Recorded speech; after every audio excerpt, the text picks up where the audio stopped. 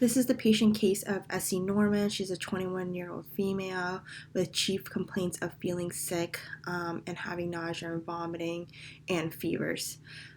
Essie Norman is a 21-year-old female who presented to the urgent care with complaints of fever, nausea, and vomiting. She reported to not be able to eat anything for the past 3 days. At urgent care, she was found to be tachycardic, tachypneic, and leukocytosis was present on her CBC, prompting transfer to the emergency room.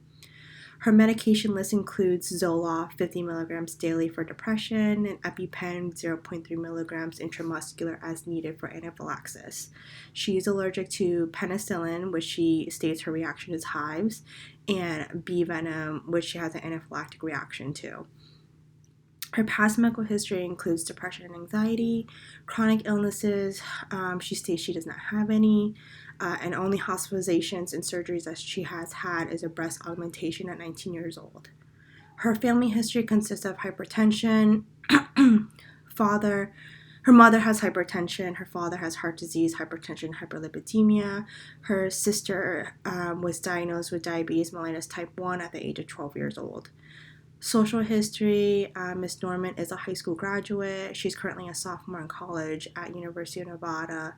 She lives in an apartment alone. She socially drinks alcohol about 2 to 3 drinks about 3 to 4 times per week. She denies tobacco or illicit drug use. Review of systems, she does state that she feels fever, chills, and fatigue, but denies any weight changes. Skin, she denies delayed healing, rashes, bruising, bleeding, or skin discolorations. Eyes, she denies corrective lenses, blurring, and visual changes of any kind. Ears, she denies ear pain, hearing loss, ringing in ears, and discharge. Her nose and mouth and throat, she does state that she does have a sore throat after vomiting, but denies sinus problems, dysphagia, nosebleeds, or discharge. Endo, she denies bruising, night sweat, swollen glands, increased thirst, or increased hunger. Cardiovascular, she denies chest pain or palpitations or edema. Respiratory, she denies cough, wheezing, dyspnea, or history of pneumonia or TB. GI, she does state that she has nausea and vomiting, but denies abdominal pain, diarrhea, constipation, or GI bleed. GU, she denies urgency, frequency, burning, or changes in color of urine.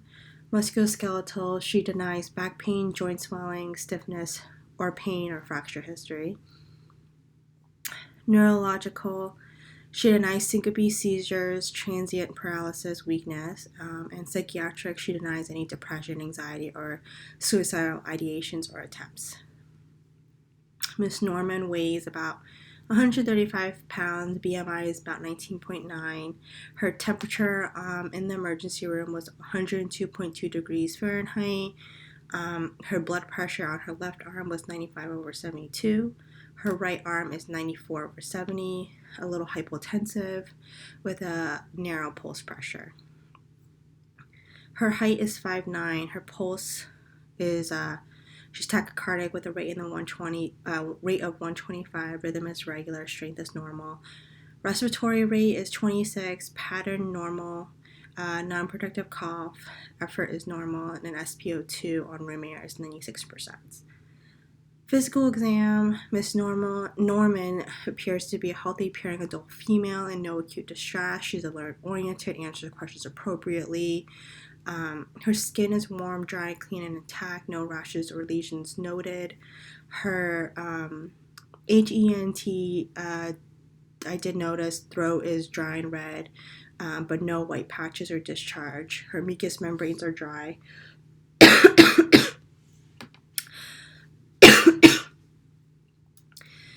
Head is normal cephalic, no lesions. Hair is evenly distributed. Cardiovascular, she is tachycardic, but S1, S2 sounds were heard with regular rate and rhythm. No extra heart sounds, clicks, rubs, or murmurs. Respiratory, she is tachypneic, but symmetric checks wall rises and respirations are regular. GI, she is tender to palpation. GU, bladder is non-distended, no CV tenderness. musculoskeletal, full range of motion seen in all four extremities, neurological, her speech is good and clear, balance is normal, gait is normal, psychiatric, patient is alert and oriented, maintains eye contact, speech is soft and clear.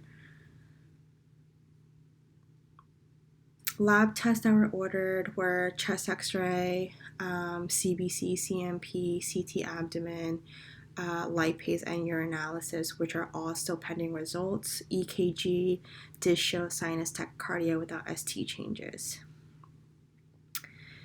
Her three differential diagnoses include sepsis of unknown source, gastritis, or appendicitis due to her tender palpation on the abdominal exam.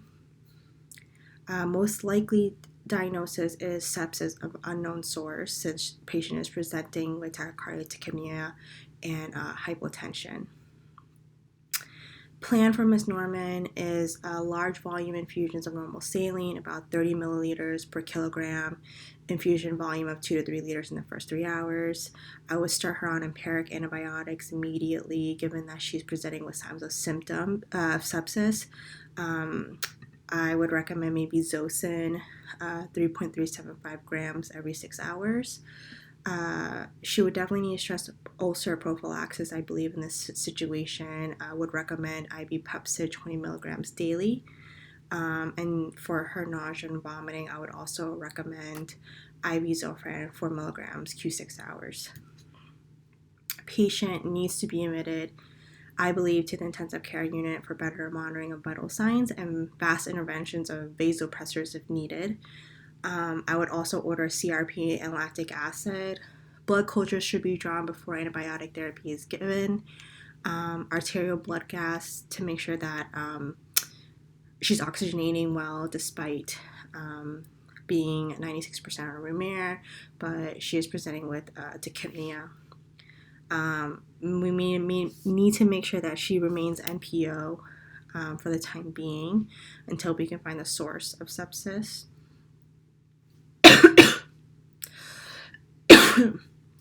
UA and urine culture shall also be ordered to rule out any urosepsis. Diagnostic tests did include CT abdomen and chest x-ray, which both are still pending results. Patients should be educated on why they are being admitted to the hospital, why they're being admitted to the intensive care unit. They should also be educated on the signs and symptoms of sepsis, like fevers, chills, fast breathing, fast heart rate, feeling lightheaded or dizzy, trouble breathing, poor appetite, urinating less than usual, or abdominal pain or cramping.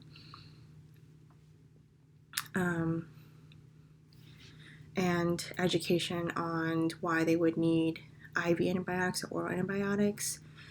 They would also need to be educated on staying up to date with vaccinations to prevent further diseases and sickness in the future. For cultural considerations, patients should have family at bedside if possible, since she is younger. She is only 21, so recommend family or having a support system to be there for her while she's in the intensive care unit. And referrals would be possible surgical referral depending on the CT abdomen results, and maybe a gastroenterology referral depending on findings as well. But it's also advised to have a GI consult due to her tenderness on palpation in the abdomen. Follow-up would definitely be with her primary care provider or the surgeon if there were any surgical interventions involved, and maybe a follow-up with gastroenterology if any interventions were done with GI provider as well.